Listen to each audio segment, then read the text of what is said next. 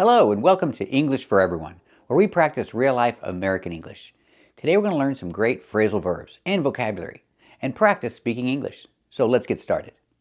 Today we're going to learn these phrasal verbs. We're going to learn kick in and wear off. So let's take a closer look. So example, he's going to have surgery, and before the surgery the doctor gave him some medication. And the medication is kicking in. We see the phrasal verb kick in the continuous form kicking. The medication is kicking in. That means it's taking effect. The medication is working. We say the medication is kicking in.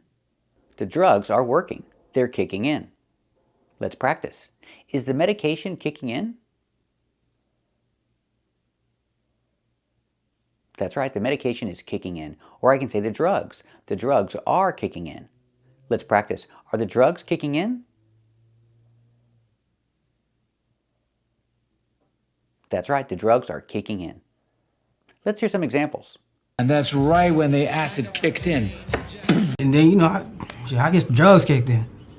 When the drugs kicked in, my mother appeared to me in a horrible nightmare. The antibiotics kicked in, they drained the fluid from my lungs. For some reason, my Xanax isn't kicking in. Looks like the sodium thiopental is really kicking in, huh? It's really kicking in right now. The adrenaline's going to kick in and it's going to make you jumpy. Let's continue our story. So now the surgery is over and he feels weird. He doesn't feel normal, so we say he feels loopy. He still feels loopy from the drugs, from the medication the doctor gave him. He feels loopy. Weird, strange, not normal. Let's hear some examples. I feel a little loopy from the fumes. Still a little loopy from the drugs that they gave me, but I'm functioning. I must be loopy from the flu meds. So you're a little loopy from lack of sleep, and that really isn't my son's bone. It's just that ever since the accident, he treats me like I'm this fragile, loopy. It helped me a little bit, but it also made you loopy. They make me feel loopy. Let's practice. Does he still feel loopy from the drugs?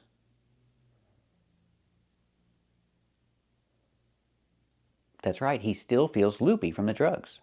So I can say the medication made him feel loopy. Let's practice. Did the medication make him feel loopy?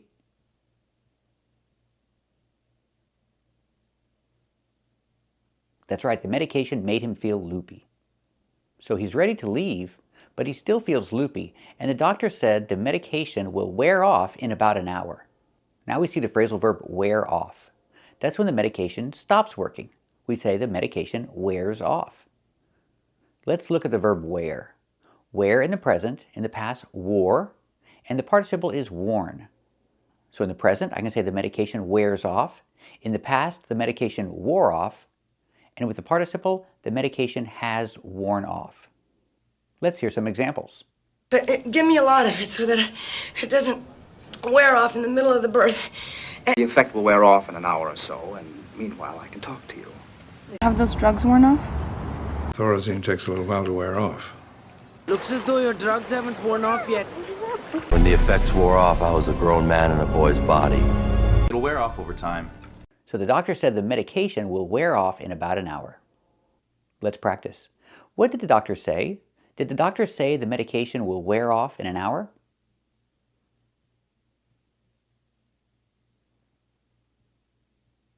That's right, the doctor said the medication will wear off in about an hour. So he can't go anywhere. He can't drive because he feels loopy because the medication hasn't worn off yet. He has to wait. He has to wait until the medication wears off. Let's practice. Has the medication worn off yet?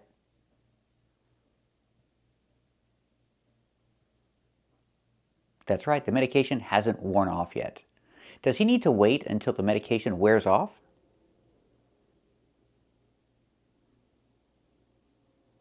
That's right, he needs to wait until the medication wears off. So now, he waited for an hour and now he feels normal again. He doesn't feel loopy anymore. The medication wore off. Now he can go. Now he can drive. Let's practice. Does he still feel loopy? That's right, he doesn't feel loopy anymore. Did the medication finally wear off? That's right, the medication wore off and now he's ready to drive. So remember these phrasal verbs, kick in and wear off. We use kick in to talk about when drugs start working, they take effect or they kick in, and wear off is when they stop working. When you don't feel the effects of the drug anymore, the drugs wear off. And loopy is how you feel when you're on drugs. You feel weird, you don't feel normal, you feel loopy. Thank you for watching and keep watching for more great phrasal verbs. First, I want to share a mistake I heard from one of my students. She called this a zipper, but this is not a zipper. This is a Ziploc bag. And this is a zipper. They're different. First, let's talk about the Ziploc bag. We call it a Ziploc bag because it's the name of the company who invented it, Ziploc. So this is a Ziploc bag. And you can put food in Ziploc bags. Let's practice. Do you put food in Ziploc bags? Very good. And this is a zipper. Let's talk about the phrasal verb zip up. You zip up your zipper, or you zip up your jacket. You zip up your sweater. Use the phrasal verb zip up. Example, he needs to zip up his jacket. He needs help zipping up his jacket. So she's helping him zip up his jacket. Let's practice. Does he need to zip up his jacket? That's right, he needs to zip up his jacket. Does he need help zipping up his jacket?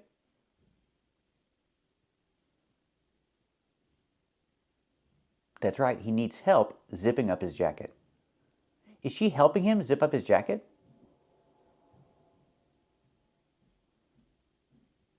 That's right, she's helping him zip up his jacket. So now, what's the opposite of zip up? Is it zip down? No, we have a separate word, unzip. Unzip is when you open the zipper. Use the verb unzip. You can unzip your jacket, you can unzip your sweater. Example, she unzipped her sweater. Unzip in the present, in the past, unzipped. Use the t sound for the past. She unzipped her jacket. And now her jacket is unzipped. Unzipped is the adjective to describe. Her jacket is unzipped. Let's practice. Did she unzip her jacket? That's right, she unzipped her jacket. So now, is her jacket unzipped? That's right, her jacket is unzipped. So if I say zip it up, that means to close the zipper. But what if I just say zip it? This is different. This is an expression. It means to shut up, but it's nicer than shut up, but it's still strong. Zip it means to stop talking, to be quiet. Let's hear some examples. Yeah, you zip it or I'll come up there and zip it for you. Zip it. We're not friends. Sit and zip it. Zip it, Chaz. Zip it or I will punch you in your crap lousy face. So if you want someone to stop talking, what do you say? Do you say zip it? That's right. If you want someone to stop talking, you can say zip it, but not zip it up. That's different. That's talking about a zipper. And what about this zipper? When you talk about the zipper on a pair of jeans, you can call it a zipper, but we normally don't. We call it a fly. It's called a fly. And if somebody's zipper is open on their jeans, we say your fly is open. We don't say your zipper is open, we say your fly is open. So example, his fly is open. He needs to zip up his jeans. Let's practice. Is his fly open?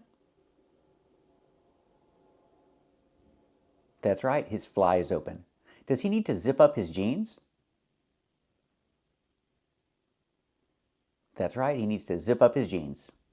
Or I can say he needs to zip it up. So remember, when you talk about zippers, use the phrasal verb zip up to close the zipper and unzip to open the zipper. And keep watching for more common phrasal verbs. The phrasal verb is plug in. I can say, I need to plug in the computer. But if I use a pronoun it, I have to put it in the middle. It's a separable phrasal verb. So, plug it in. Pronunciation, plug it in. The T in it changes to a fast D. Plug it in, plug it in. He's gonna plug it in. He needs to plug it in. Let's practice. Is he gonna plug it in? That's right, he's gonna plug it in. Does he need to plug it in? That's right, he needs to plug it in. You hear the pronunciation, not he needs to, but he needs to. He needs to. He needs to plug it in. And if we change the verb to past, we hear plugged, plugged. The ed is pronounced with the d sound. Link the sounds, plugged, plugged. But when I say complete, plugged it in, it's easier to link the d sound to the next word, it. Together, plugged it, plugged it. And with the t and it changing to a fast d, altogether you hear plugged it in the past. She plugged it in. I asked the question, did she plug it in? And the answer is yes. She plugged it in. She plugged it in. Plugged it in. She plugged it in. Let's practice. Did she plug it in? That's right, she plugged it in. And I can use the description, plugged in. It's plugged in. The D sound at the end, plugged, link with the next word, in. So you hear din, din. Together, plugged in. Plugged in. Together, it's plugged in. Let's practice. Is it plugged in? That's right, it's plugged in. Now let's go the other way. He needs to unplug it. We see the verb unplug. Unplug means to take it out. So you unplug the computer. Use the pronoun it, unplug it. He needs to unplug it. Let's practice. Does he need to unplug it? That's right, he needs to unplug it. In the past, unplugged. He unplugged the computer. If you use a pronoun it together, he unplugged it. Link the D with the next word it together, did. Unplugged it. In the past, he unplugged it. Let's practice. Did he unplug it? That's right, he unplugged it. And the description, it's unplugged. Link the G sound with the D. Unplugged. Unplugged. It's unplugged. Whichever one is easier. It's unplugged or it's not plugged in. Let's practice. Is it unplugged? That's right, it's unplugged or it's not plugged in. Today we're going to learn how to use speed as a verb, as an action. Speed can be used as a noun, but it can also be used as a verb. Speed. I don't speed. Well, I try not to speed. What does it mean? It means to drive faster than the speed limit. If you drive faster than the speed limit, you are speeding. So my examples, I don't speed. Well, I try not to speed. Remember, with try, if it's negative, use not to. I try not to speed. But this guy, he likes to speed. He's speeding right now. And if he keeps speeding, he's going to get a ticket. He's going to get a speeding ticket. Let's practice. Do you speed? Very good. Do you try not to speed? Very good. What about this guy? Is he speeding? That's right, he's speeding. Is he going to get a ticket for speeding? That's right, he's going to get a ticket for speeding. Is he going to get a speeding ticket? That's right, he's going to get a speeding ticket. Now let's look at the difference between these two. Speed is a verb. What about speed up? If I add the preposition up, now it's a phrasal verb, and it means something completely different. Speed up means to change your speed. It means to increase your speed, to drive faster. Not necessarily faster than the speed limit, just faster. It means to increase your speed. Speed up. Sometimes you need to speed up. Example, if you're getting on the highway, you need to speed up. You need to increase your speed when you get on the highway. So I use the phrasal verb. You need to speed up when you get on the highway. Let's practice. Do you need to speed up when you get on the highway? That's right, you need to speed up when you get on the highway. And what's the opposite of speed up? Well, we have a phrasal verb for that, and it's slow down.